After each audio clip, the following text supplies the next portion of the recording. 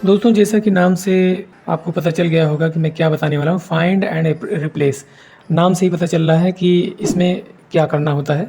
इसे बहुत बड़ी कोई डिज़ाइन बनी हुई है और उसमें बहुत सारे ऑब्जेक्ट हैं, जैसे कोई फ़ोटो है, कोई आर्ट वर्क है, सर्कल है और रेक्टेंगल है, टेक्स्ट है, बहुत सारी चीज़ें हैं।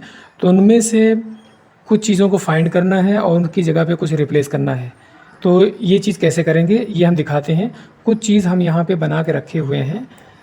जैसे अब एक एग्ज़ाम्पल के तौर पर हमने यहाँ पे रखा हुआ है, ये पॉलीगॉन बना के रखा है और ये रेक्टेंगल बना के रखा है। एक मैं सर्कल भी बना लेता हूँ और ये है एक आउटलाइन बना रखा हूँ मैं, एक खाका सा बना रखा हूँ और इसमें मैं दिखाता हूँ कैसे क्या होता है। ये पहले चलते हैं, ये एडिट मेन्यू में चल के ये फाइंड एंड रिप्लेस ये आता है। ये लिखा है फाइंड ऑब्जेक्ट, यहाँ जाएंगे फिर नेक्स्ट करते जाएंगे। फिर इसमें लिखा ऑब्जेक्ट टाइप में क्या फाइंड करना है। कर्व फाइंड करना है, रेक्टेंगल, एलिप्स, पॉलीगॉन। मान लीजिए हमें पॉलीगॉन फाइंड करना है। डायरेक्ट यहाँ पे जाएंगे। अब देखते हैं क्या होता है। अब ये फाइंड कर लिया, मतलब ये खोज लिए कि कहाँ पे है ये। अब जैसे इसमें कलर चेंज करना है, कुछ भी करना है या डिलीट करना है, कुछ भी आप यहाँ से आप कर सकते हैं। अब ये फाइंड नेक्स्ट, अगला ये फाइंड कर लिया, ये ठीक है। तो इसी तरीके से आप सोच रहे होंगे कि अब इसमें ये कमांड की क्या ज़रूरत है, वो तो वैसे ही सामने दिख रहा है कि हम सेलेक्ट कर सकते हैं। तो ये वहाँ पर यूज़ किया जाता है जहाँ पे बहुत जैसे बड़ी डिज़ाइन हो, बहुत छोटे छोटे ऑब्जेक्ट लगे हुए हों, बहुत सारे बने हुए हों। तो एक बार में इसे मुमकिन नहीं होता कि ढूंढ के कहाँ तक कोई इसको रिप्लेस करेगा या कि उसको चेंज करेगा। तो इसलिए ये कमांड का यूज़ किया जाता है। इससे आसानी हो जाती है, कहीं पे गलती नहीं होती है, वैसे गलती होने के चांसेस भी होते हैं। चलिए मैं अगला देखता हूँ फ़िलहाल। अब यहाँ पे क्या देखना है, सॉरी। अब आगे जैसे ये मैंने बता दिया कि टेक्स्ट है, बिटमैप है, क्या क्या ये लाइन है, एंगुलर डायमेंशन है। अगर ये सब बना हुआ है तो इसको ये फाइंड कर लेगा। इतना आप समझ गए होंगे। मैं चाहता हूँ अब आगे बढ़ूँ, ज़्यादा इसमें टाइम न दूँ। अब आगे देखिए फिल्स लिखा हुआ है, नो फिल्स, यूनिफॉर्म कलर। पहले नो फिल्स करके देख लेता हूँ, यूनिफॉर्म कलर, फिर फाउंटेन फिल। इसमें फिल के बारे में, फिल का मतलब है जैसे किसी ऑब्जेक्ट को हम कलर कर देते हैं, वो कैसा कलर है या नहीं है, कौन सा कलर, यूनिफॉर्म कलर है, फाउंटेन कलर है, टू कलर पैटर्न है, बिटमैप है, वेक्टर है, क्या है। ये बहुत सारी चीज़ें होती हैं। तो इसमें जो है ये सिर्फ कलरिंग के बारे में है। तो कैसे हम उसको फाइंड करेंगे, सॉलिड होगा, यूनिफॉर्म होगा तो सॉलिड हो फाइंड करेगा, फाउंटेन फिल होगा तो फाउंटेन फाइंड करेगा। फिलहाल अभी मैं ये देखता हूँ कि कौन सा ऐसा ऑब्जेक्ट है जिसमें ये फिल नहीं है, कलर फिल नहीं है। अब देखते हैं, अब ये दिखा रहा है। अब आप देख सकते हैं इसमें कलर फिल नहीं है, ये दिखा रहा है। अब आगे ये इसमें कलर फिल नहीं है, ये सारी चीज़ें दिखा रहा है, इसमें कलर फिल नहीं है। ठीक है, अब आगे चलिए। अब एक चीज़ और देख लेते हैं इसमें। अब ये आउटलाइन दिखा रहा है, नो आउटलाइन या आउटलाइन प्रॉपर्टीज़। आउटलाइन प्रॉपर्टीज़ में हमें जाना है।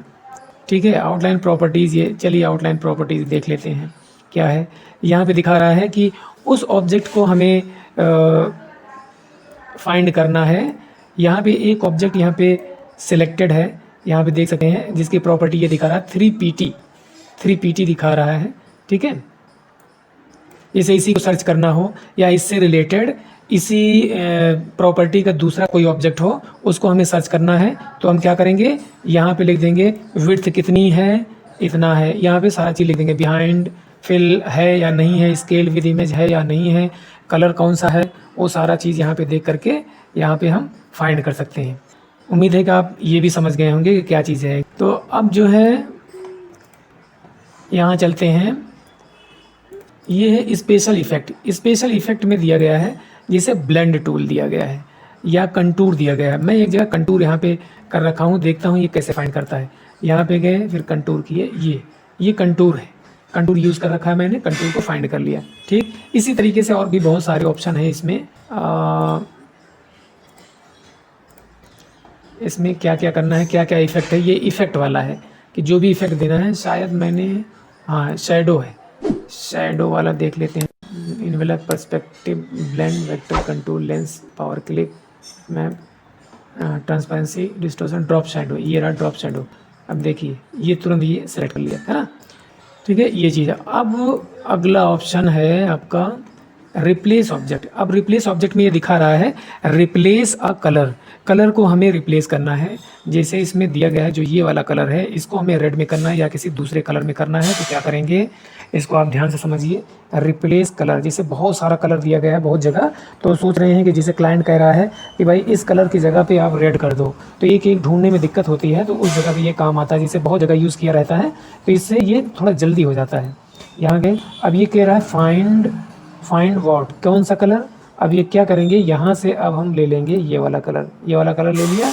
अब हमें क्या करना है, रेड करना है, वो भी ये RGB में दिखा रहा है। RGB की जगह पे यहाँ पे हम CMYK चेंज कर लेंगे, अगर प्रिंटिंग के लिए यूज़ कर रहे हो तो, नहीं तो फिर कोई बात नहीं।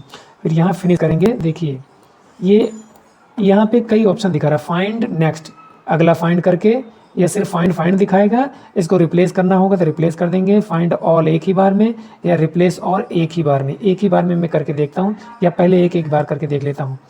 रिप्लेस कर दिया, ये हुआ, दूसरे पे पहुँच गया, दूसरे पहुँच गया, इसी तरीके से सब हो जाएगा। लेकिन यहाँ पे रिप्लेस ऑल कर देता हूँ मैं, ये रिप्लेस ऑल एक ही बार में हो गया। ठीक है सर, उम्मीद है ये भी आप अच्छी तरह से समझ गए होंगे। अब फिर चलते हैं, अब क्या करना है, अब रिप्लेस कलर मॉडल। जैसे यहाँ पे कलर मॉडल दिया, पहले हम यहाँ पे क्या करें, कलर मॉडल चेंज कर लें। कलर मॉडल में जैसे है अलग अलग कलर में दे रहा हूँ, ये कलर मॉडल में यहाँ पे CMYK की जगह पे RGB दे रहा हूँ मैं।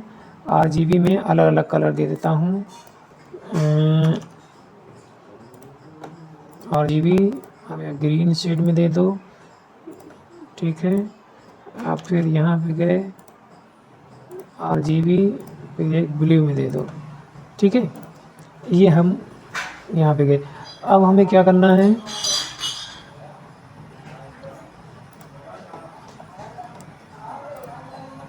अब यहाँ जाएंगे।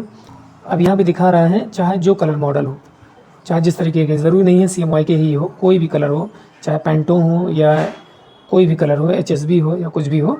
तो यहाँ से क्या करेंगे, डायरेक्ट हमें रिप्लेस किस में करना है, CMYK में करना है, या तो यहाँ पे ये चीज़ ऑन रखेंगे, ठीक है। अब इसको हम कर देते हैं, ये फिल्स, ये दिखा रहा है जो उसमें कलर फिल है वो हमें चेंज करना है, या आउटलाइन का कलर चेंज करना है, तो हमें फिल वाला कलर चेंज करना है।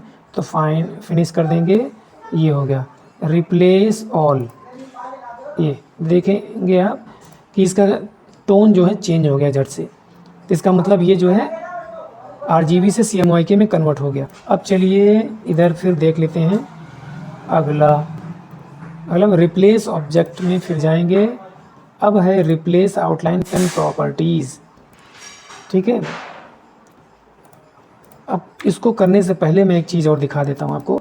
जैसे कभी कभी होता है, जैसे मैंने एक बिल बुक बनाया या कुछ भी बनाया, उसमें इस तरीके से टेबल बना हुआ है जिसमें ये लाइन बनी हुई है, उसमें एक टेबल बना हुआ है, ये लाइन के ज़रिए टेबल बना हुआ है। अब इसमें आप देखेंगे, इसके ऊपर क्लिक करेंगे तो ये क्या दिखा रहा है, ये दिखा रहा है 0.5 PT दिखा रहा है, 0.5 PT है। तो इसको हम चाह रहे हैं एक ही बार में 1 PT का कर दें। ये जितना भी है सारा का सारा मैं 1 PT में करना चाह रहा हूँ। तो जैसे यहाँ पे टेक्स्ट भी लिखा हुआ है एक ही बार में, हालांकि इसमें हम चाहें तो ऐसे कर लें कि एक बार में यहाँ से डायरेक्ट हम PT बढ़ा सकते हैं, लेकिन यहाँ पे ऐसे ना करने के बजाय यहाँ बहुत से बिखरा हुआ है, यहाँ पे टेक्स्ट भी है और भी ऑब्जेक्ट हैं, तो एक एक करके सेलेक्ट करना पड़ेगा, एक एक करके बार बार करना पड़ेगा। उससे बचने के लिए, टाइम बचाने के लिए क्या करेंगे कि डायरेक्ट हम यहाँ जाएंगे फाइंड एंड रिप्लेस में, ये रिप्लेस आउटलाइन पेन प्रॉपर्टीज़, यहाँ पे जाएंगे। अब कह रहा है फाइंड क्या है, यहाँ इंच है तो इसको PT में कर लिया, PT मतलब पॉइंट में कर लिया। तो क्या फाइंड करना है हमें, ये फाइंड करना है 0.5 PT फाइंड करना है। तो scale with outline with image outline, ये अभी हमने कुछ किया ही नहीं है तो इसको छोड़ दीजिए, सिर्फ हमें यही वाली प्रॉपर्टी फाइंड करके इसी को हमें रिप्लेस करना है। तो अब हम यहाँ चलेंगे, इसको कर देंगे कितना, ये PT में क्या है, कितना कर देंगे, इसको कर देते हैं 1 PT, या इसको 2 PT में कर देते हैं ताकि थोड़ा मोटा हो जाए, तो इससे समझ में आए कि हाँ सचमुच में हो गया है। फिनिश हो गया। अब रिप्लेस ऑल एक ही बार में कर देता हूँ, एक ही झटके में। ये देखिए ये आप देखेंगे कि कैसे एक ही बार में कैसे चेंज हो गई है ना। तो ये बहुत ही काम की चीज़ है, ये हर जगह काम आने वाली चीज़ें हैं। अब आगे देखिए, टेक्स्ट की प्रॉपर्टी भी ये चेंज कर देता है। अब इसके लिए सबसे पहले मैं देख लेता हूँ, जैसे ये टेक्स्ट मैंने लिख के रखा है, ये कौन सा टेक्स्ट है, इसमें कौन सा फ़ॉन्ट लगा है, टाइम्स न्यू रोमन, और ये 12 पीटी दिखा रहा है। अब इसको हम चेंज करने चल रहे हैं कि जैसे अगर चाहूँ तो जो बोल्ड है, बोल्ड ना चेंज हो, ये चेंज हो जाए, या पूरा टेक्स्ट चेंज हो जाए। तो मैं पूरा टेक्स्ट जो है चेंज करके दिखा रहा हूँ। अब देखिए आप ध्यान से, अब यहाँ पे रिप्लेस टेक्स्ट प्रॉपर्टीज़, यहाँ पे गए। अब फाइंड में क्या लिखा हुआ है कि कौन सा टेक्स्ट हमें रिप्लेस करना है। अब यहाँ पे है, चलिए टाइम्स न्यू रोमन, हमने टाइम्स न्यू रोमन कर दिया।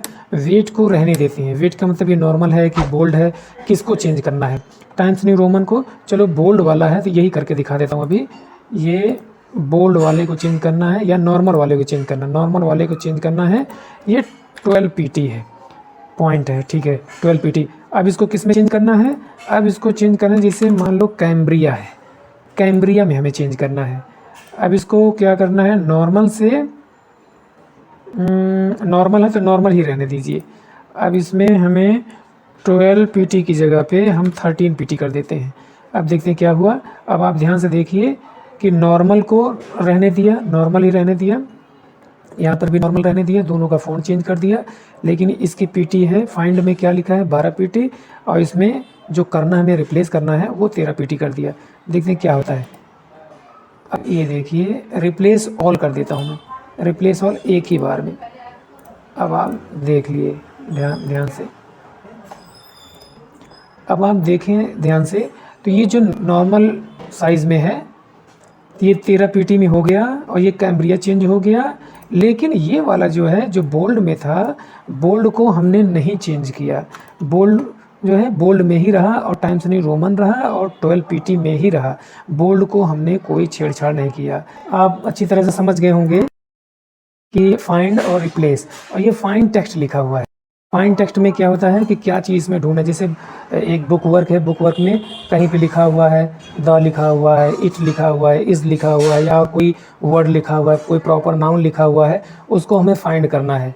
तो यहाँ पे लिख करके फिर यहाँ फाइंड लिखेंगे तो वो आ जाएगा, सामने आ जाएगा। तो इससे सिर्फ हम फाइंड कर सकते हैं। और आगे चलिए, ये आगे दिया गया है रिप्लेस टेक्स्ट। अब जैसे यहाँ लिखा हुआ है आई की जगह पे मान लीजिए यहाँ फाइंड में आई लिख देता हूँ, और रिप्लेस आई को किस में चेंज करना है, जैसे ही में करना है, ही चेंज करना है, ठीक है ना। फाइंड ये दिखा दिया ना, ये फाइंड कर लिया, और रिप्लेस ये चेंज कर दिया, फिर फाइंड अगला, फिर रिप्लेस, ये चेंज होता चला गया। एक ही बार में अगर हम करना चाहें तो एक ही बार में सारा चेंज हो गया। ये जहाँ जहाँ भी आप देखेंगे हर जगह वो, जैसे देन आई रिक्वायर, यहाँ ही आई था तो ही हो गया, ही रिक्वायर, ठीक है। मुझे उम्मीद है कि ये भी आप अच्छी तरह से समझ गए होंगे कि क्या चीज़ होता है। आप इसको खूब अच्छे से समझते रहिए, इसकी प्रैक्टिस करते रहिए, और नहीं समझ में आएगा तो मुझे कमेंट करके आप ज़रूर बताइए, मैं दोबारा इसको समझा दूँगा, बता दूँगा। तब तक के लिए शुक्रिया, थैंक यू, धन्यवाद।